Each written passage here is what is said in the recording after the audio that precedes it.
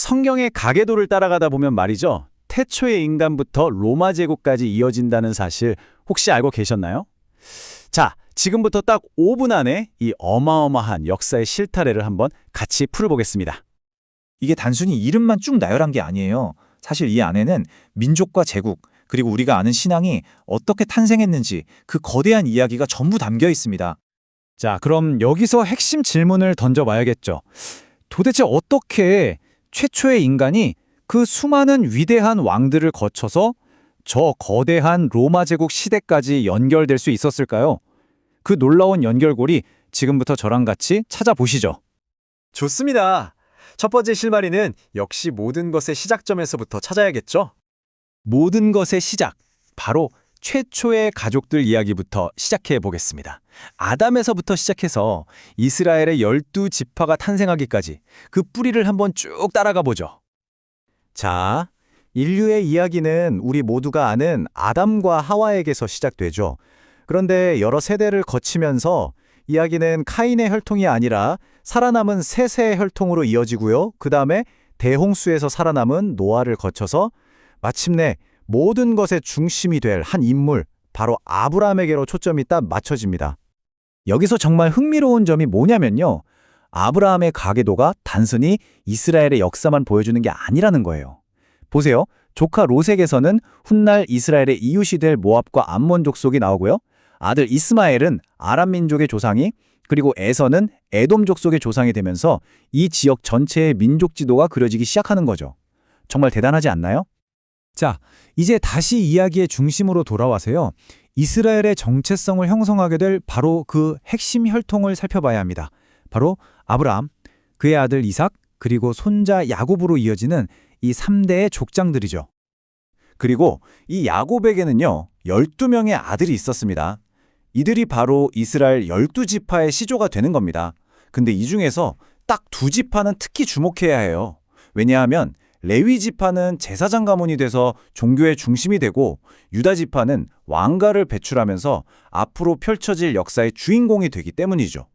자, 이제 이야기는 한 가족의 족보를 넘어서서 하나의 국가가 탄생하는 거대한 서사시로 확장됩니다. 그런데 그 무대가 좀 뜻밖에도 이집트에서의 노예 생활에서 시작된다는 거죠. 기근을 피해서 이집트로 이주했던 야곱의 가족, 거기서 어마어마하게 큰 민족으로 불어납니다. 하지만 그 번영은 잠시였어요. 세월이 흘러서 파라오의 경계 대상이 된 이들은 결국 노예로 전락하고 맙니다. 바로 이게 성경에서 가장 극적인 사건 중 하나인 출애굽의 배경이 되는 거죠. 그리고 마침내 레위 지파 출신인 모세가 이 민족을 이끌고 이집트를 탈출하는 그 대장정이 시작됩니다. 이 과정에서 그의 형 아론은 이스라엘의 초대 대제사장이 되고요.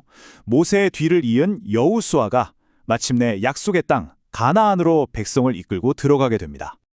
자, 여기서 잠시 역사적인 증거를 하나 짚고 넘어가 볼까요? 기원전 13세기에 만들어진 이집트의 메르넵타 석비라는 게 있어요. 기록이 새겨진 돌 기둥인데 여기에 이스라엘이라는 이름이 떡하니 언급됩니다. 이게 왜 중요하냐면 성경 밖에서 이스라엘 민족의 존재를 확인할 수 있는 가장 오래된 고고학적 증거거든요. 성경의 서사를 실제 역사에 단단히 고정시켜주는 쐐기 같은 역할을 하는 거죠. 약속의 땅에 정착한 이스라엘은요, 처음에는 사사라고 불리는 지도자들이 다스리는 좀 느슨한 부족연합체였어요. 하지만 주변 국가들의 위협 속에서 우리도 왕이 필요하다, 이렇게 원하게 되죠. 그렇게 해서 이스라엘의 초대 왕 사울이 등장하고 그 뒤를 이은 다윗이 마침내 왕국을 통일하고 예루살렘을 수도로 삼습니다. 그리고 그의 아들 솔로몬 시대에 예루살렘 성전이 지어지면서 왕국은 그야말로 최고의 전성기를 맞이하게 됩니다. 하지만 그 솔로몬의 영광도 영원하진 않았습니다. 그의 사후에 너무 과도한 세금과 강제 노역에 지친 북쪽 지파들이 반발하면서 그 황금기를 누리던 통일 왕국이 정말 안타깝게도 남과 북 둘로 쪼개지고 맙니다.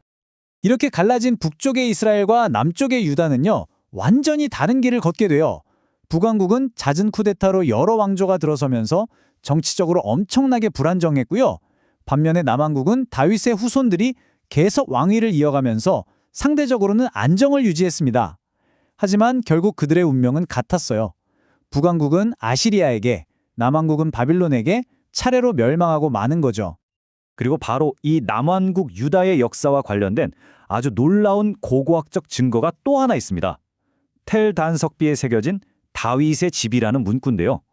이게 뭘 의미하냐면 성경 기록처럼 다윗 왕조가 그냥 이야기가 아니라 실제로 존재했던 역사적인 실체였다는 걸 보여주는 아주 강력한 증거가 되는 겁니다.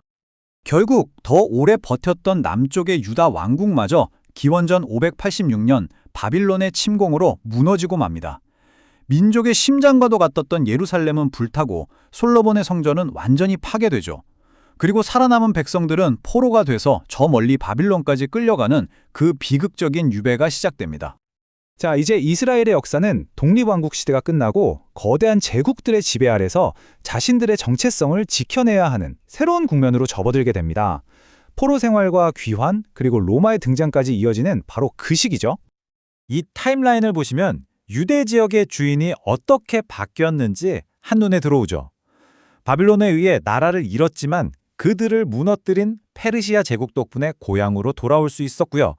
그 후에는 알렉산더 대왕의 그리스 제국이 헬레니즘이라는 새로운 문화를 가져왔고 마침내 기원전 63년 막강한 로마 제국이 이 지역을 장악하면서 완전히 새로운 시대가 열리게 됩니다.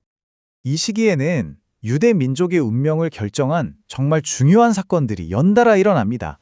먼저 페르시아의 고레스 왕 덕분에 포로들이 예루살렘으로 돌아와서 무너졌던 성전을 다시 짓는데요. 이게 바로 제2성전입니다.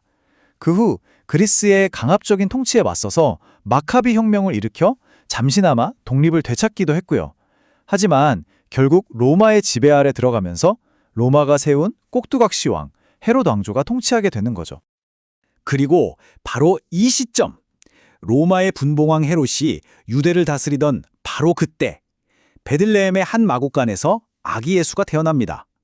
아담으로부터 수천 년을 이어온 이 장대한 가계도의 이야기가 마침내 신학시대로 접어들면서 완전히 새로운 국면을 맞이하는 바로 그 순간인 거죠. 자, 이렇게 거대한 역사를 따라오다 보면 한 가지 흥미로운 질문이 생기지 않나요? 그래서 이 사건들이 정확히 언제 일어난 거지? 하는 궁금증 말이에요. 지금부터는 성경의 연대를 계산하는 두 가지 다른 방법에 대해서 한번 알아보겠습니다. 보시는 것처럼 성경의 연대를 계산하는 방식에는 크게 두 가지 흐름이 있습니다. 하나는 성경에 기록된 족보나 통치 기간을 문자 그대로 하나하나 더해서 연대를 계산하는 방식이고요. 다른 하나는 랍비 문헌 같은 것들을 참고하는 전통적인 유대교의 계산법이에요.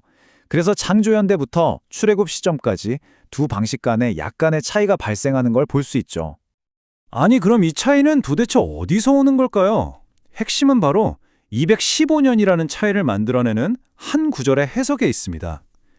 이스라엘 백성이 겪었다는 그 430년이라는 기간이 순수하게 이집트에서만 보낸 시간이냐, 아니면 그 이전에 가나안 땅에 머물던 기간까지 포함하는 거냐, 바로 이 해석에 따라서 전체 연대가 확 달라지는 거죠.